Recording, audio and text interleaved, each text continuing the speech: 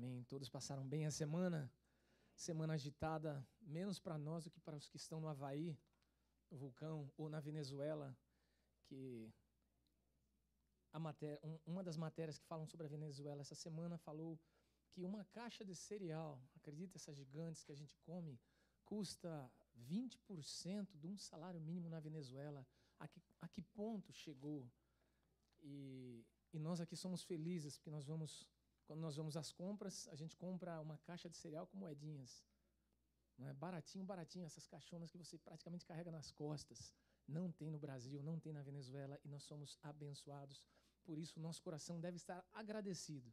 Muito obrigado aos irmãos presentes nessa manhã, aos da internet que nos acompanham de casa, mas principalmente aos que estão na casa, que enfrentaram essa chuva e que estão adorando ao Senhor. Eu sei que não vieram ouvir a minha palavra, nem o meu conceito, as minhas ideias, mas vieram ouvir a boa e preciosa palavra do Senhor. Amém? Juízes, capítulo 2.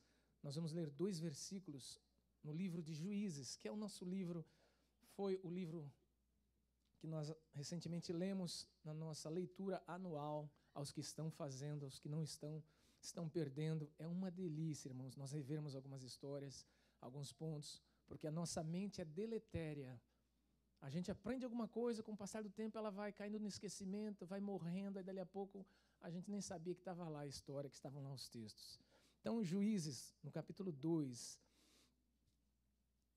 eu gostaria apenas de me ater em 2 versículos que são basicamente, possuem o mesmo conceito. Versículo 10 diz assim: foi também congregada a seus pais toda aquela geração, e outra geração após eles se levantou, que não conhecia o Senhor, nem tampouco as obras que fizera a Israel. E no 19 diz assim: sucedia, porém, que falecendo o juiz, reincidiam e se tornavam piores do que seus pais, seguindo após outros deuses, servindo-os e adorando-os eles. Nada deixavam das suas obras, nem da obstinação dos seus caminhos. Amém? Os irmãos podem se assentar. Nessa manhã eu gostaria de pensar, junto com os irmãos, o que estamos fazendo da nossa vida. Porque recorrentemente, nós reclamamos com as pessoas, reclamamos com Deus, que a vida passa muito rápido, que a vida está muito corrida, que ontem nós tínhamos 12 anos, 15 anos, hoje nós já estamos indo aí para o Cabo da Boa Esperança, virando ali aquele quadrante de vida em que muitos dizem que nós temos, no meu caso principalmente, eu tenho menos anos para frente do que já tive para trás. Já atingi uma boa parte da vida que o Senhor deu ao homem.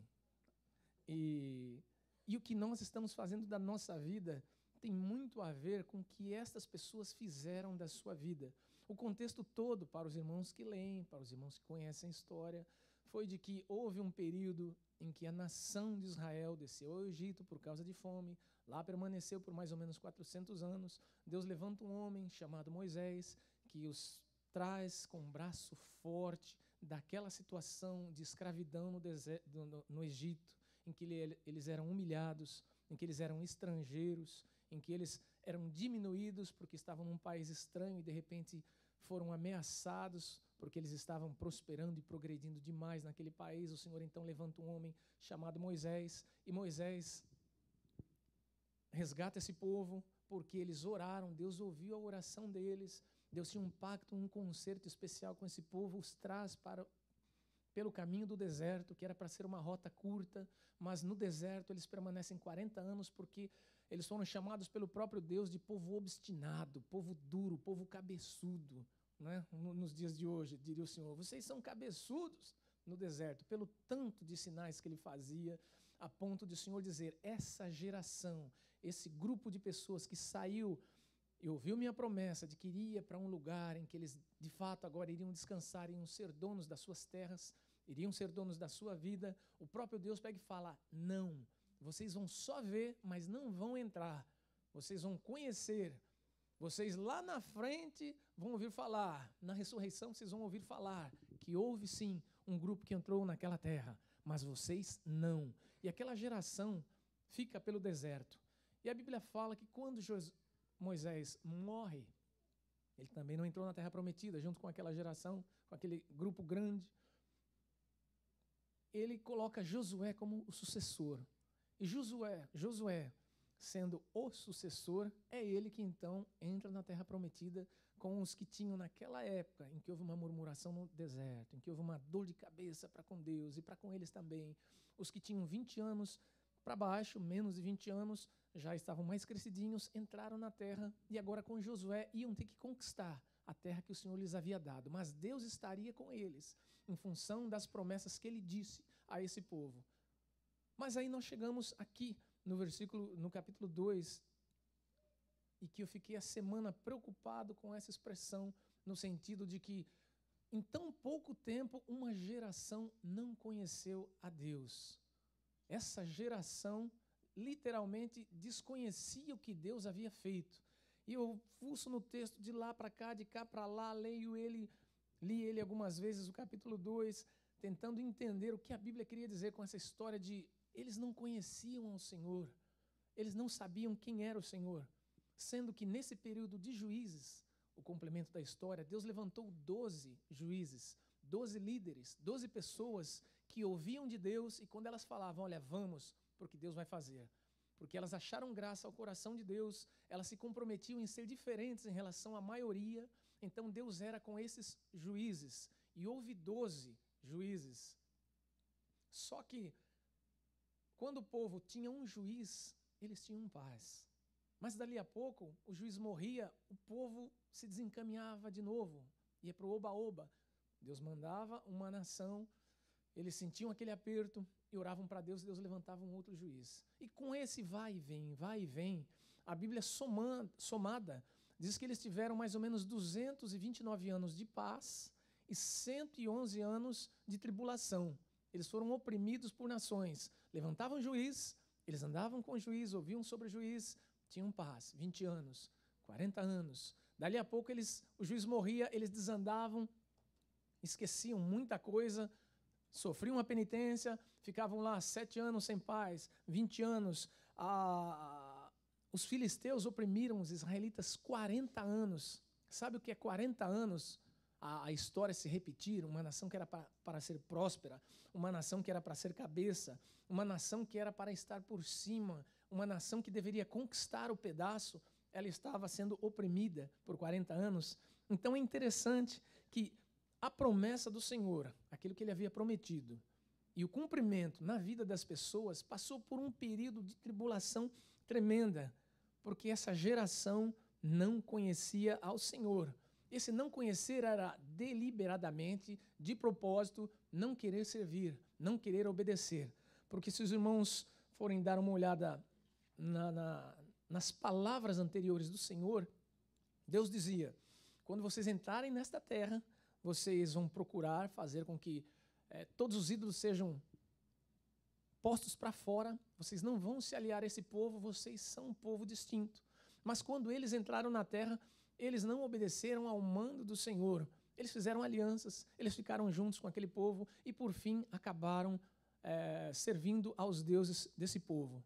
Aí, quando chega aqui no capítulo 2, a Bíblia fala que um anjo aparece a toda a população, no versículo 1. Um anjo fala, ele simplesmente rasga o verbo, ele desabafa diante dos israelitas, ele traz uma repreensão de Deus acerca daquele momento que eles estavam vivendo, dizendo, olha, Deus diz para vocês que era para vocês não se aliarem, vocês se aliaram. O Senhor falou que era para vocês guardarem os mandamentos, vocês não guardaram. O Senhor pediu para que vocês observassem diligentemente, com inteligência, aquilo que os líderes ordenados por Deus estavam dando e fazendo na vida de vocês, vocês também não fizeram. Vocês vão padecer na mão dessas pessoas, eles vão ficar oprimindo vocês, não vai ser fácil a vida de vocês aqui. Então a Bíblia fala aqui no versículo 4 que o povo chora quando ouve esse resumo do anjo. Eles choraram amargamente. Mas a partir do versículo 5, o que aconteceu? Nada. Josué morreu, eles foram para suas casas depois de terem chorado e a vida seguiu, a vida continuava.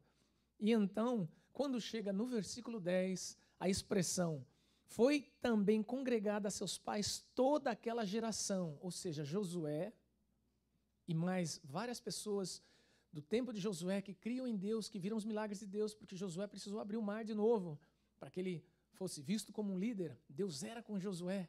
E existem muitos momentos na nossa vida em que as pessoas não respeitam a nossa liderança ou não respeitam a sua liderança porque talvez você não tenha feito um milagre.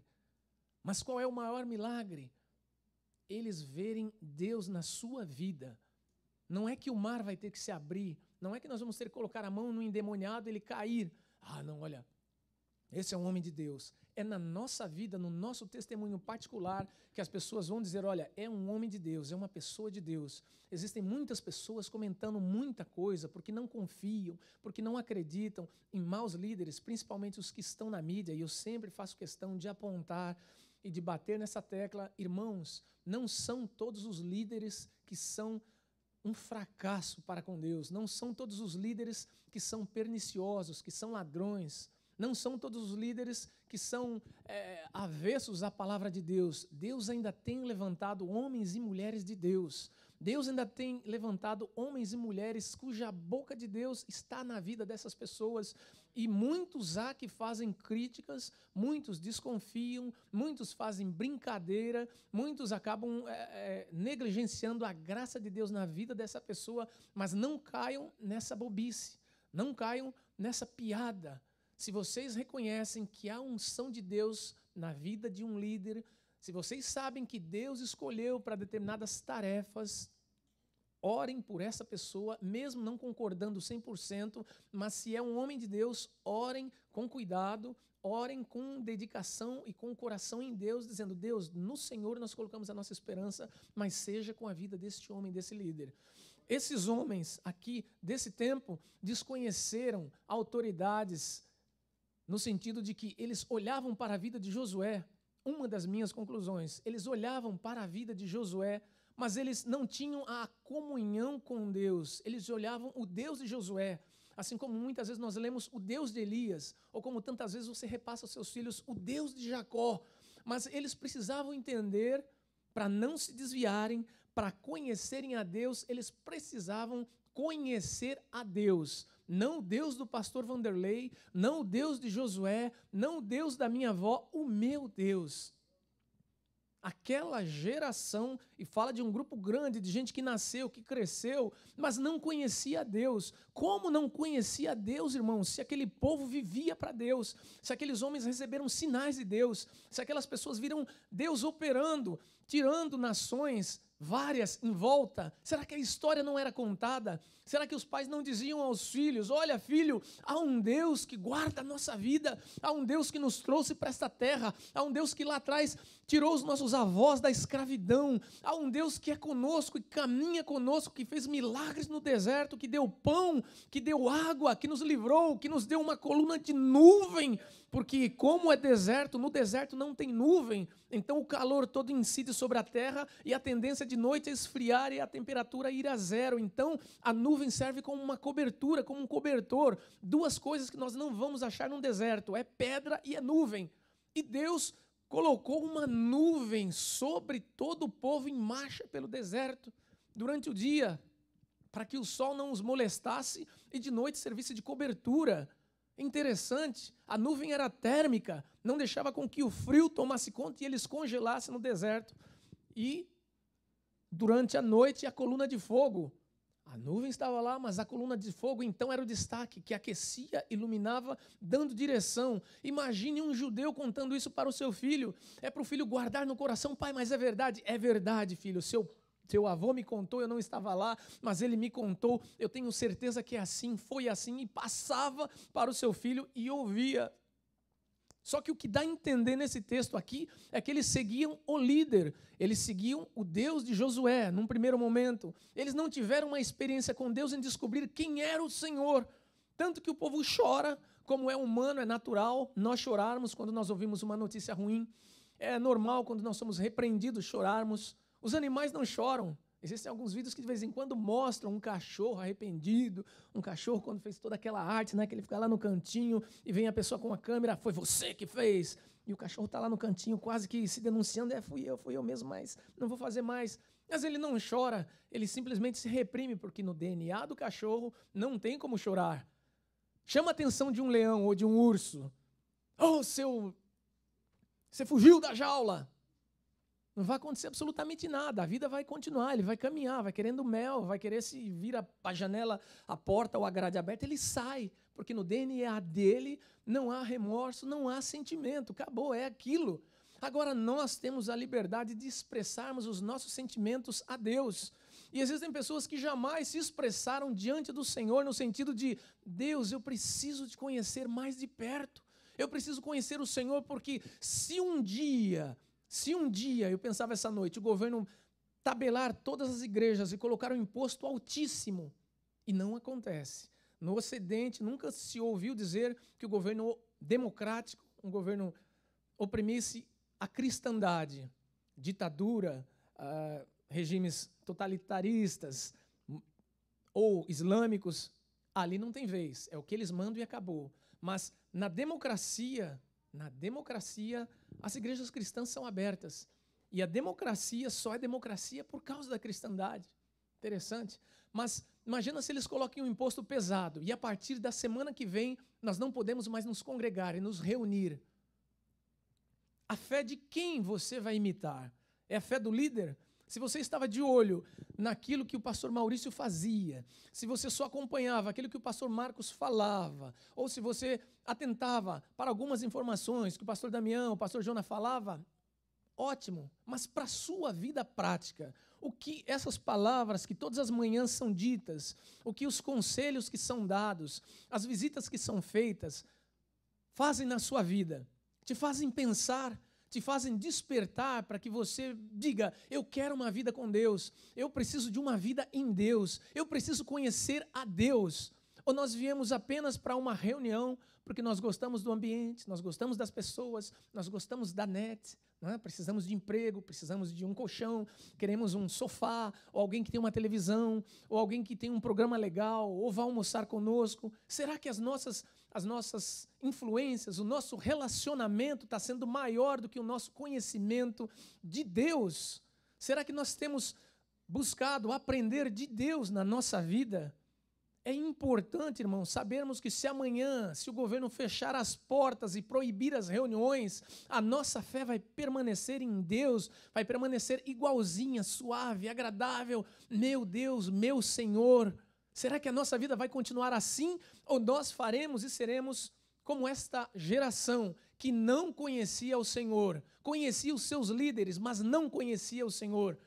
Deus precisa que nós tenhamos relacionamento. Relacionamento com Deus significa descoberta de Deus, conhecimento acerca de Deus. E uma vez que você conhece a Deus, que você tem uma vida com Deus, você sabe que Ele é fiel, que Ele é justo, que Ele é seu companheiro, que Ele existe. E as ideias, os pensamentos, os conceitos de fora não importam, porque você conhece a Deus. Você não se confunde dizendo será, porque percebam que o povo não conhecia a Deus, porque eles ficaram fixos em Josué e não num relacionamento com Deus.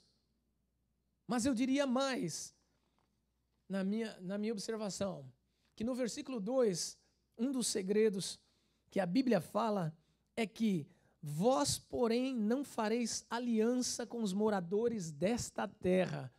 A razão de você se esquecer do seu Deus, ou a razão do mundo hoje esquecer de Deus, é que ela se aliançou com muitas coisas que Deus disse: olha, não faça, não haja, não seja, não esteja. A Bíblia recomenda no Salmo 1 não assentarmos na roda dos escarnecedores.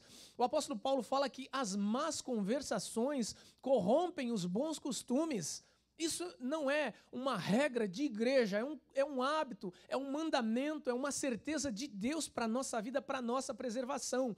Mas o que acontece? Nós estamos optando e escolhendo estar numa roda de escarnecedores, sim, que a gente sabe que nós não vamos evangelizar, que nós não vamos falar de Jesus, que nós não vamos ser diferentes. Nós sentamos numa roda para ser iguais, para não sermos diferenciados deles no sentido de: esse cara é esquisito. Ele não participa de nada conosco. Então, para que você não seja esquisito, você se aliança, você senta junto, você ouve conversas indecentes, você ouve conversas imorais, você participa de atitudes, de piadas, de situações totalmente contrárias ao que manda a palavra do Senhor. Ou seja, você está se aliançando, você está se tornando igual, você está concordando com a prática, com a atitude. A imoralidade rola solto. As pessoas vão juntas. Eu vejo vários comentários de notícias e eu percebo que algumas vezes há algumas pessoas que nas entrelinhas se dizem cristãs, mas com um comentário tão baixo e tão sujo quanto aquelas que não são cristãs. Eu às vezes vejo no Facebook igual um outro comentário quando destaca-se na frente lá da minha tela lá de alguém um comentário chulo, comentário baixo, comentário imoral, praticamente que dizendo, olha, a saída é essa mesmo, é isso mesmo, é assim mesmo, é conforme disseram aí, ó, é isso, é isso, é isso. Irmãos, o nosso conceito, o nosso padrão, a nossa ética, a nossa moral, ela vem de Deus, ela vem de Deus. Agora tem gente com um linguajar tão diferenciado do linguajar de Deus, que eu só posso dizer, está na igreja, vem à igreja, mas não aprendeu sobre o dono da igreja, estar no meio, vestir camisa, cantar as canções, participar da ceia, dizimar, não diz que nós estaremos ou estamos aprendendo de Deus. Pode ser que numa situação em que Deus balance a nossa vida, nós esqueçamos das palavras do Senhor, porque alguns que não conhecem, ou a maioria que não conhece, se revolta contra Deus, dá as costas para o Senhor e se vai. Só que quando você conhece ao Senhor, você não se aliança com aquilo que Deus não está aliançado.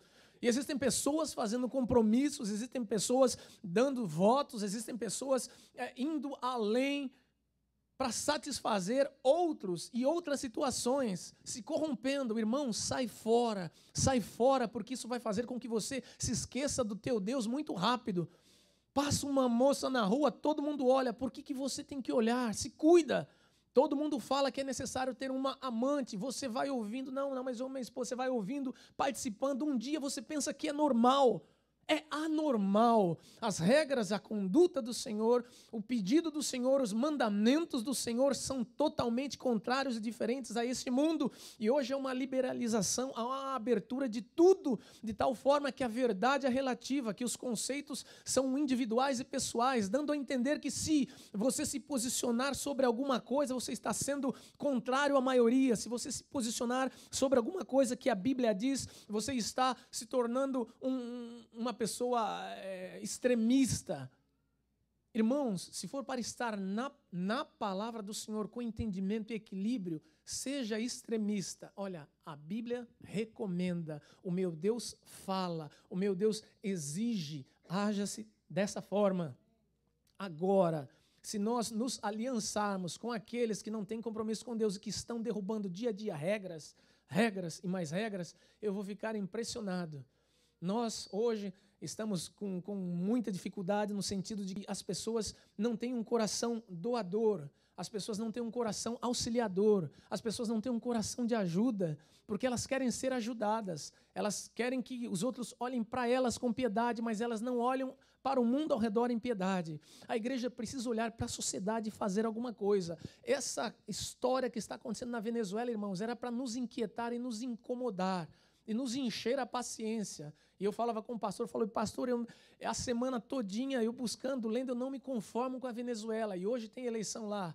Provavelmente o rapaz se torne por mais um período presidente, por mais 6 anos. Existem pessoas morrendo de fome, e a igreja o que faz? Se cala. Mas como é que a igreja vai fazer? Levantar bandeiras de protesto? Não, nós vamos orar e dizer, Deus, não é possível, Senhor, haja com graça, as profecias estão aí, haverá guerras, haverá rumores de guerras, haverá pestes, haverá terremotos, mas Senhor, tem misericórdia daquela nação, tem misericórdia daquelas pessoas, abre caminhos, dá uma estrutura para que eles possam, de certa forma, continuar sobrevivendo. Senhor, dá graça aos brasileiros que recebam eles lá, apesar de vir sarampo, de vir doença, de vir um monte de coisa que eles estão alegando, as escolas estarem cheias, mas e daí? São seres humanos, irmãos, são pessoas que precisam de misericórdia, são gente como a gente que infelizmente nasceram num lugar em que a tirania hoje é fato, mas nós, brasileiros, também já estivemos numa situação estrita, mas o Senhor deu graça e livrou o Brasil. Bendito seja o nome do Senhor, mas nós precisamos nos apiedar de situações assim. Essa semana, no Brasil, houve uma operação da Polícia Federal em que prendeu um monte de pedófilos, de gente que tinha armazenado nos seus celulares, nos seus tablets, nos seus computadores, imagens de adolescentes, de crianças, em situações constrangedoras, inclusive um homem de 74 anos. Eu, quando eu vi, eu falei, meu Deus, misericórdia! Ainda bem que eu não sou Deus, senão eu mandava fogo, não só no computador, como nas pessoas. Mas alguma coisa precisa acontecer para a gente dizer, olha, isso é errado, isso é imoral. Existem países dando regras e leis dizendo que vai ser normal para eles. Mas só que nós, como igreja, temos que ser extremistas, sim. Se alguém vier com uma conversa de que isso é normal, é comum, você bata o pé e diga, não, não é comum. O meu Deus continua vivo na minha vida e o Deus que eu creio que criou céus e terra continua vivo e o Deus ao qual eu conheço abomina esse tipo de atitude. E o mundo vai indo, de tal forma que existem N situações e N exemplos de alianças que estão sendo feitas, que estão sendo deixadas, as pessoas estão cada uma no seu canto, cada uma à sua maneira. Nesse mesmo versículo 2, a Bíblia diz, na parte B, antes derrubareis os seus altares. Ou seja, nós não vamos nos associar com os costumes deles de forma alguma. Vamos derrubar os altares. Se é para ficar sem, fico sem. Prova disso, Daniel.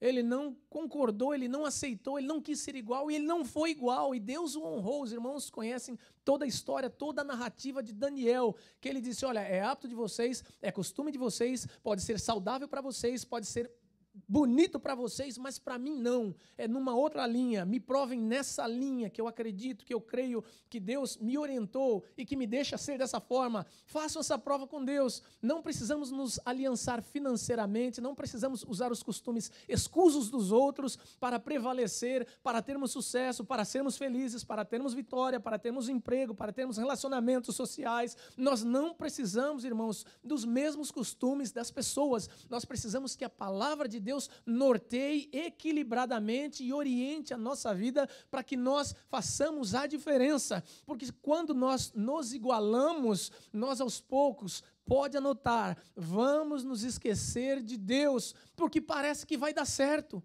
Parece que vai dar certo. Às vezes a nossa mente pega e fala, deu certo, faz tudo errado, deu certo, é um errado, é um trapaceiro, dá certo, é um mentiroso, é um enganador, dá certo, mas não para sempre, irmãos, não para sempre, não para sempre. Existem países super liberais, em que se tem um estilo de vida excelente, as pessoas financeiramente estão bem, o índice de desenvolvimento humano é alto, mas elas estão se suicidando, elas estão morrendo, elas estão se drogando, elas estão saindo de uma condição humana para subhumana, elas aceitam sexo com animais, elas aceitam sexo com árvores, elas aceitam uma série de coisas que nós dizemos, não é normal, mas a mídia, a notícia, os nossos amigos dizem, o costume é esse, vamos respeitar, vamos respeitar. Respeitar é uma coisa, fazer é outra. Agora, tomar uma postura em Deus e dizer, olha, não é assim. Por isso que o Senhor falou, derruba os altares, porque esses deuses deles vão servir para vocês em laço. Uma outra tradução diz, esses deuses deles vão servir de tentações para vocês. Vocês se verão tentados. Então, quando você sabe que uma situação pode parecer mais forte que você, não se adeque porque é um costume. Saia, quebre, fuja, feche os olhos, suma, desapareça. Nós temos uma dificuldade imensa com essa história de bebida. Lá vem ele. Porque tem muita gente que gosta de beber, mas, irmãos, o nosso costume não é de beber, de se embriagar, de encher a cara, de parecer igual. Eu sei que é uma coisa muito delicada, eu não vou extremar hoje. Extremar? Extrema é uma cidade em Oriente, perto de Bragança, São Paulo, Extrema. Vai para Minas. Mas eu não vou ser extremista. Cuidado, beber demais é pecado, comer demais é pecado, gastar demais é pecado, se esbanjar em tudo é pecado. Nós precisamos do bom senso, nós precisamos, irmãos, do equilíbrio. Quando você conhece Jesus de verdade, Ele te faz equilibrado. Jesus não te faz louco, Jesus não te faz um sonso. E o terceiro ponto, desobediência. Quando Deus fala aqui no próprio versículo 2, contudo, não obedecestes a minha voz. A desobediência é uma coisa terrível, porque ela acaba demandando incredulidade. Se eu digo, irmãos, não abram aquela porta porque está chovendo, vai um desobediente e abre. Essa ação de abrir a porta significa que ele não confiou nas minhas palavras. Não confiou nas minhas palavras porque também não gostava de mim. Porque quando você gosta de mim, você me obedece, certo? Não, nem sempre. Mas com relação a Deus, a obediência à palavra de Deus é sinônimo de amor. Eu obedeço a Deus porque eu creio. A crença, somada ao amor, dá a fé para dizer, olha, Deus, se o Senhor falou, eu acredito, fim de papo. O Senhor disse, é assim. O Senhor disse, vou confiar. Quando nós abrimos a porta do nosso coração, quando nós abrimos a porta da nossa mente para dizer, não, não é bem assim, nós desconfiamos da palavra do Senhor, nós mostramos que nós não amamos o Senhor, porque se Ele tem o melhor para nós, se Ele cuida de nós, se Ele desde a eternidade já preparou um cordeiro para a nossa salvação, porque Ele sabia que nós pecaríamos, se desde lá de trás o Senhor vem com promessas e palavras de que nos restauraria, de que traria novamente a nossa convivência com Ele, é porque Ele sabe do que Ele fala, é porque Ele é um Deus fiel, é um Deus que não precisa ficar fazendo sinais, que não precisa ficar dando mostras, porque Ele é um Deus de palavra. Deus tem uma característica que é de ser imutável. Ele falou para o nosso bem, é para nós. E quando nós obedecemos, nós dizemos, Senhor, sofro as consequências, caminho por esse caminho, por esse martírio, por essa situação, mas eu confio que o Senhor tem um fim bom. Provérbios, deveras há um fim bom, não será malograda a tua expectação. Ou traduzindo para o português de hoje, olha, confia, espera, passe o tempo que passar, não vai ser à toa a tua esperança. Deus um dia vai te recompensar, ainda que o mesmo Provérbios, ainda que o mesmo autor diga, olha, a esperança prolongada faz desfalecer o coração. Lógico, você se desanima, você se sente fraco, você de vez em quando precisa ser relembrado por Deus, mas isso não significa que se Deus demorar no cumprimento de alguma coisa, Ele não tem interesse na sua vida, Ele te abandonou, Ele te deixou de lado. Não, não será vazia a tua espera em Deus. Deus vai cumprir tudo aquilo que Ele tem prometido para as nossas vidas, porque é para a glória dEle, para nosso benefício também, mas para a glória dEle. Só que aí eu tirei as minhas considerações. Então essas três, com relação à Bíblia que eu falei, esqueceram ao Senhor? Ah, tá, muito bem. Os pais, provavelmente, ocupados nas batalhas, não disseram aos filhos o que Deus havia feito. Porque para alguém não conhecer, irmãos, ele precisa não saber. Então concordem comigo, ou não concordem. Os pais estão guerreando para entrar na nova terra. Os filhos estão em casa, de vez em quando vêm. Estão vendo como se fosse um filme. Porque os pais não falam o que está acontecendo. Olha, matamos, destruímos, essa terra é nossa. Oh, maravilha, que bom, que bom. Parece essa história, me lembra a história aqui nossa da América, que muitos filhos estão entregues à escola e ao daycare dominical, à salinha, à sala, ao culto infantil. Mas o nosso trabalho de falar com os nossos filhos sobre Deus inexiste. Você está preocupado em trabalhar, você está preocupado em conquistar essa terra. É justo. Mas você não pode deixar que os seus filhos padeçam. Você não pode deixar que a sua família sofra, porque esses seus filhos que você está trabalhando hoje para dar um carro, uma casa, esses seus filhos que você coloca hoje para aprenderem flauta, para flutuarem, para terem aulas de navegação, de helicóptero, esses filhos que você investe pesado neles para terem uma vida razoável lá na frente, serão estes filhos que, se você não cuidar, inculcar na cabeça deles sobre Deus, serão esses mesmos filhos que você traz para a salinha, serão esses mesmos filhos que você traz aqui para a igreja. Ah, mas o que diz Provérbios? Ensina a criança no caminho que deve andar. Eles são lembrados de alguma coisa que deve ter sido começada começado em casa. Se não começou em casa, é um amontoado de informações que eles recebem aqui, mas que aqui fica. A história de Daniel, bonitinha, na igreja, quando fala de igreja, já li, Daniel. Mas se em casa você fala, olha, Daniel foi um homem de Deus, foi um homem que orou, foi um homem que se guardou, foi um homem que confiou, foi um homem que depositou em Deus as suas expectativas ainda e quando ele era tentado. Se você ensina Daniel como uma realidade, seu filho vai entender que há um Deus na vida de Daniel, e esse Deus que você persegue, que você corre atrás, que você está junto, esse Deus de Daniel também é o Deus do Elias, também é o Deus do Jonas, também é o Deus da Maria, esse é o Deus. Então a criança cresce e aprende, é o mesmo Deus. Agora, quando a igreja é só uma depositária de lembrança, não queira cobrar de Deus, Senhor, ensina a criança no caminho que deve andar, levei para a igreja todos os domingos, mas e a sua parte? Você se preocupou em dar tudo para ele, só que ele vai crescer sem saber quem era Deus, porque a referência de Deus na vida dele, em casa, é você, sou eu, nós somos referência dos nossos filhos. Você ensina os seus filhos a orarem antes de comer? Ou os animaizinhos já comem tudo, debulham tudo? Você ensina os seus filhos a orarem antes de dormir? Ou simplesmente eles apagam em você pela madrugada, Senhor, abençoa, deixa eu fazer como Jó, fazer um sacrifício por eles, eles nem sabem o que aconteceu.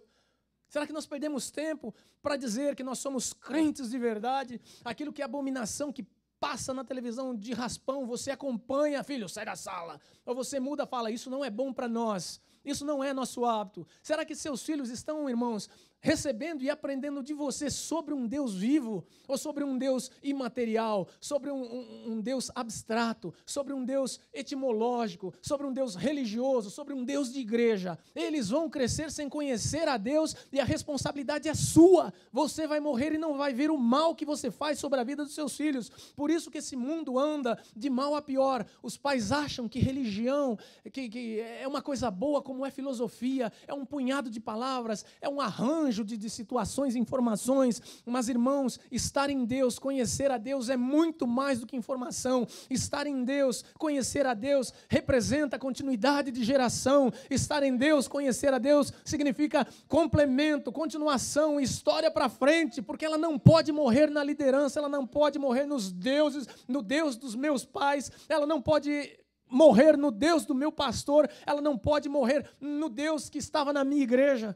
Quantas igrejas americanas, como eu disse, a nossa alegria é saber quando aparece uma igreja para nós comprarmos, que o nosso desejo é sair daqui para um lugar maior, mas do outro lado da moeda há uma preocupação, porque essas mesmas igrejas que nós estamos de olho para comprar e que estão caras, essas mesmas igrejas, irmãos, não foram para um lugar melhor, essas igrejas morreram. Muitas igrejas na América estão morrendo, fechando as portas, simplesmente deixando para lá o negócio ser igreja, porque não houve uma continuação, não houve um evangelismo, não houve uma fixação nos filhos. Se cada um aqui de manhã inculcar, os que têm filhos, eu logo tenho 3, já dá meia congregação, se inculcarem aos filhos sobre Deus, as portas dessa igreja não fecham. Agora, eu quero apostar com você, crente não aposta, mas eu aposto e sou crente, aposto com você, que se daqui 50 anos voltar e você não inculcar no coração e na mente dos seus filhos acerca de Deus,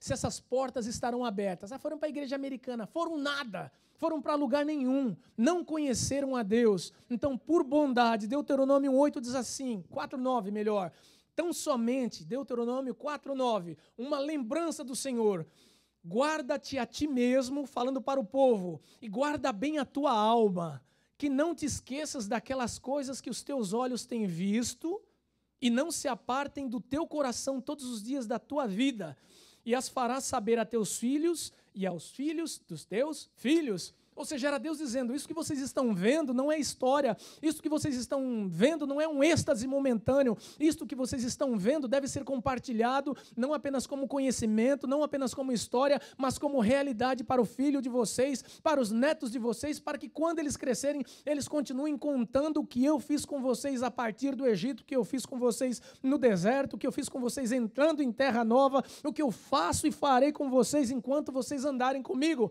Era a promessa do Senhor, em inculca, faça saber. De novo, pai, com essa história, meu filho, Deus é bom.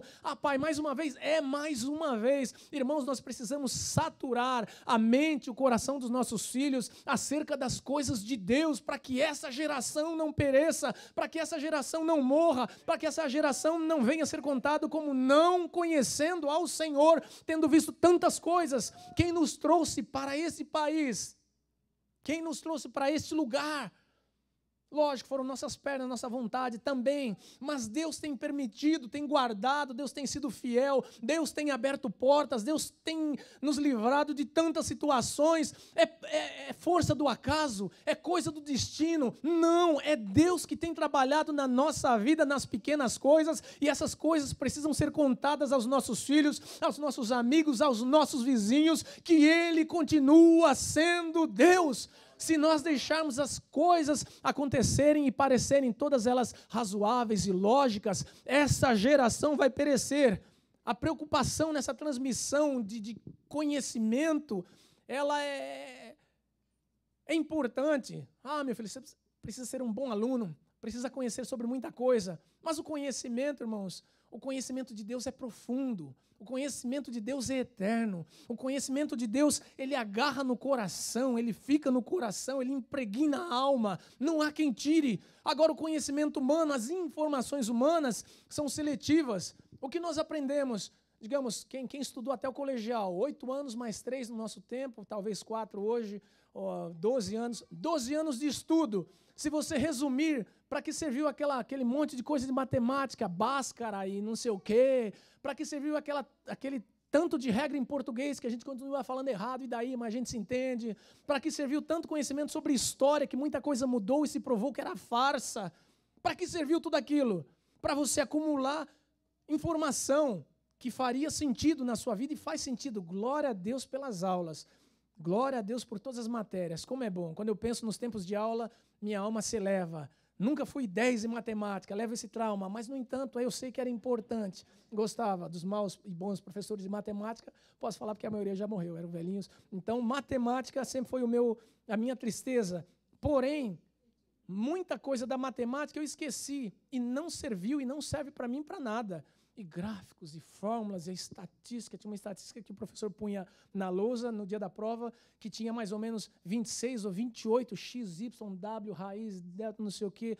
Prova de estatística também que eu ia mal, repeti 3 anos seguidos. Então imagina como era a coisa. Para que serviu? Eu penso nessa fórmula, está lá em casa os meus cadernos, lá na faculdade, professor Reinaldo, esse está vivo.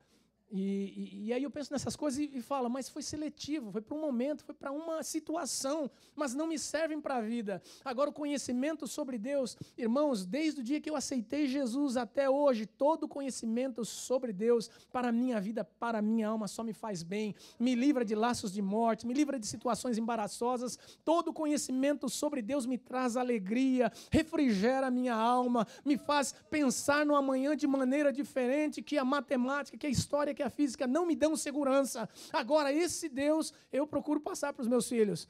Eu queria sim ser um super-herói para eles. Quero, espero, desejo ser, mas mais do que um super-herói, eu prefiro e espero ser um homem que traga de Deus informações e que traga exemplo para que eles não sirvam o Deus do pai deles, mas que eles sirvam o Deus que o pai deles também servia, e que o Deus que os meus pais estão servindo também. É importante. Mais 3 eu acabo. Versículo 10 e 19, após um longo período de experiências no Egito e outro no deserto, eles entram em Canaã. E nesse tempo, sempre com líderes de referência, e não desenvolveram fé genuína. Eles terceirizaram a crença deles, eles deixaram que os outros trabalhassem por eles. Eles não tinham base de quem poderia ser ou de quem não poderia ser Deus. Eles não conheciam o caminho para buscar e descobrir este verdadeiro Deus, porque a impressão que eles tinham era que Deus só era acessível, que Deus só falava por Moisés, que Deus só falava por Josué, que Deus só falava com os líderes, que Deus só falava no tabernáculo, que Deus só aparecia quando a nuvem estava posta em determinada situação e lugar. Eles deixaram com que o verdadeiro Deus que queria ser conhecido, que poderia ser tocado, tanto que uma das preocupações dos apóstolos não foi: Senhor, como nós chegaremos para os céus? Senhor, como nós podemos expulsar demônios? Não.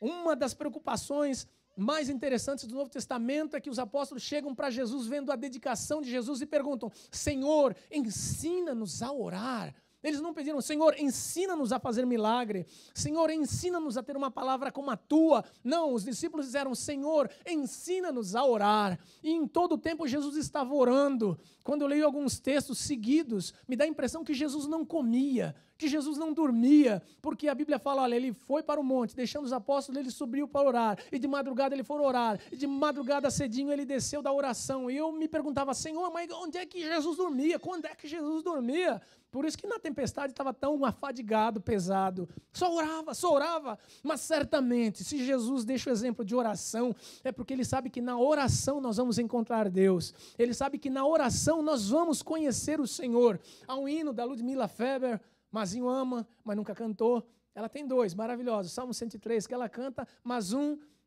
que ela fala que ela acorda de madrugada e o refrão do hino é: eu vou, já estou indo ao teu encontro, eu vou. Você ouve, você se sente deliciado, maravilhado com a experiência dela, mas e a sua, e a minha, de pegar e dizer: Senhor, eu quero, Senhor, eu quero ter essa intimidade que Jesus tinha de entrar na tua presença para te conhecer de verdade, não para saber o que vai ser do meu futuro, não para manipular as informações para mim, mas Senhor, eu quero conhecer a tua doçura. Jesus é doce? É, mas quem já provou a doçura do Senhor? Em tese. Jesus é bom? É. Quem já provou a bondade do Senhor? Mais ou menos. Jesus é tudo? É tudo, não sei viver sem Ele, mas o quão tudo Ele é realmente para você que te provoca lágrimas? É, faz tempo. Então, irmãos, nós precisamos conhecer a Deus de fato, para que esse Deus desconhecido de uma geração, não seja ele desconhecido também de nós. Nós precisamos deixar, mas nós precisamos conhecer a Deus. Porque se acabar, volto de novo, se acabar essa história de congregarmos, de nós termos uma igreja como referência, de nós termos um ministério, um grupo musical como referência, se nós tivermos alguém pregando no domingo, nos chamando a atenção de alguma coisa, se nada disso tiver mais, como que vai ser a nossa fé? Navega? A nossa fé naufraga? A nossa fé afunda? O nosso conhecimento de Deus vai para o esquecimento? Nós nos agregamos e nos tornamos parte deste mundo comum? Ah, mas se não é assim, por que Deus então nos leva a gente? Somos espirituais, porque nós somos carne, nós ainda vivemos nessa terra, e Jesus disse: olha, não os peço, e foi Ele que pediu, quer culpar porque você está aqui? Culpe Jesus, não os peço que os tires do mundo, Senhor, não tire eles do mundo não. Por quê? Porque no mundo nós vamos ter aflição. Ah, Jesus masoquista. Não, no mundo nós vamos ser ensinados, no mundo nós vamos passar por provas, no mundo nós vamos ser tentados, mas o resultado disso vai ser para a glória dele. Por isso que Jesus disse: Senhor, não peço que os tires do mundo, mas que os livres do mal. Livres do mal, foi Jesus que pediu, é Jesus que manda: livra do mal. Só que para ser livre do mal, eu tenho que conhecer que eu preciso sair fora do mal. Como eu vou conhecer que eu preciso sair fora do mal? Conhecendo o caminho do bem. Como eu vou conhecer o caminho do bem? Lendo as Escrituras, que mais do que nunca estão ficando para trás, mais do que nunca estão sendo deixadas de lado, porque a batalha é tamanha e não há uma referência. Quer referência acerca da bondade? Quer uma referência acerca de como Deus pode se manifestar na sua vida? Eis aqui uma das chaves, eis aqui uma das armas negligenciadas e que estão sendo deixadas de lado para que a geração se esqueça. O livro mais vendido, porém um dos menos lidos, um dos livros mais depreciados, porém mais provados. Vocês sabiam que a Bíblia tem muito mais provas científicas, afirmativas, na arqueologia, na ciência, do que o Alcorão, do que os Vedas, que é o livro mais antigo do mundo dos hindus, ou que qualquer escrito de qualquer outra religião. A Bíblia, ela é perscrutada, ela é esmiuçada, ela é todo dia mastigada por alguém que quer descobrir uma falha, um furo, um evento faltante aqui, não acha. Acaba dizendo: olha, realmente houve. Falou que havia um rei, está lá, que tinha uma cidade, achamos, que foi feito um utensílio, descobrimos o nome, achamos uma capa. Irmãos, a ciência tem achados tremendos que comprovam a veracidade das Escrituras, mas o povo que devia ler não lê, o povo que devia conhecer não conhece, não sabe, e depois vai culpar Deus. Ah, Senhor, mas essa geração que não conhecia o Senhor, não, está falando de mim, está falando de você, e nós precisamos da oração, binômio importantíssimo. Incredulidade, Hebreus 3, de 8 a 11, não vou nem ler. 11 e 12, fala acerca de se aproximar de Deus assim descrendo. Uma geração que vai crescer sem conhecer a Deus é uma geração incrédula, em que Deus tem que provar para ver. Se Deus não fizer, não acompanha. Se Deus não der, não fala. Se Deus não fizer, é um Deus usuário. Preciso de um Deus que esteja fazendo. Se Ele não fizer, não testemunho, não falo, não digo, não caminho, não concordo, não aceito, não espero. Irmãos, a lógica da fé, como 1 bilhão de pessoas já disseram, não é você ver para crer. A lógica da fé é... Nossa, que fraqueza. A lógica da fé cristã é... Quase mingau. Última vez, faz de conta que vocês estão comigo. A lógica da fé cristã é... Amém. É crer para ver, porque Deus não tem preocupação nenhuma em ficar mostrando nada. Deus já está muito bem resolvido sobre ser Deus. Ele é Deus. Ele não tem necessidade de provar nada para ninguém. Nós temos, de vez em quando, para mostrar que eu tenho dinheiro, olha, comprei um carro, ou então eu compro uma camisa com aquela marca que todo mundo quer, desse tamanho, né? Que pega das coisas. Nada contra quem gosta. Ótimo, ótimo, ótimo. Mas aí põe principalmente aquela de um cavalinho, né, com um rapazinho desse tamanho, que atinge o peito todo, para mostrar que tem dinheiro, que comprou na Macy's, que pagou uma nota. Por quê? Porque quer mostrar, porque hoje em dia o mundo mostra, dá a entender que você, para se impor, para ser invejado, precisa mostrar que você pode. Então, para lá, o seu Porsche aí na frente... Graças a Deus ninguém tem Porsche, então estão livres. Mas para um Porsche aí na frente, né, que é um objeto de consumo de alguns homens, aquele branco cintilante, porque é lindo, uau, vou mostrar que eu posso, que eu tenho. Agora com Deus, você se frustra. Senhor, me mostra um sinal que o Senhor é Deus. Deus não faz nem beicinho. Senhor, manda então que eles vão lá pregar no inferno, lá para os meus irmãos, ou melhor, para os meus irmãos em vida, porque que o inferno é terrível. O seio de Abraão é difícil aqui, Senhor. Manda que os meus irmãos lá sejam recebidos por alguém, por um anjo, para dizer sobre isso. Jesus falou, nananina, não. Deus não tem problema nenhum psicológico, irmãos, em ser Deus. Ele continua e continuará sendo Deus, com toda iniquidade, com toda descrença, com toda falta de fé deste mundo, planeta água, vai continuar sendo Deus tranquilo. Ele falou, se confiou na palavra, ótimo. Se não confiou, em situação extrema, pode ser que ele dê um estalarzinho de dedo. Há necessidade de crer. Se você ler e orar, você vai descobrir. E último, essa geração foi deixada para trás porque ela estava desconectada. Desligada? Plugada? Não. Ela estava desconectada. Quando o anjo apareceu e uma geração chorou, só que aí a Bíblia fala que o anjo passou, eles foram para suas casas, vida que segue, continuaram adulterando, continuaram transgredindo as Escrituras, continuaram fazendo exatamente aquilo que Deus havia dito. Não faça, não faça. O sentimento curioso, não faça, não faça. Desconectados. Quantos será que hoje estão desconectados de Deus, que precisam novamente ser ligados em Deus? O fato de nós estarmos aqui com a cabeça aqui é importante. Alguns vêm só com o corpo. E como diz um professor, espero que levem também de volta quando sair. Não deixe o corpo aqui, não. Porque às vezes a cabeça está lá já no serviço de amanhã e o corpo está aqui. Então, por favor, pega os dois. Pega a cabeça e o corpo e vai. E pega a cabeça e o corpo e vem. É importante que seja assim. Diferente disso, você fica desconectado. Existe algum corpo andando por aí sem cabeça? Algum mula sem cabeça? Nossa geração. Pois os mais novos perguntam para o pai o que era uma mula sem cabeça ou vão no Google para ver o que era uma mula sem cabeça. Pode um corpo andar sem o cabeça?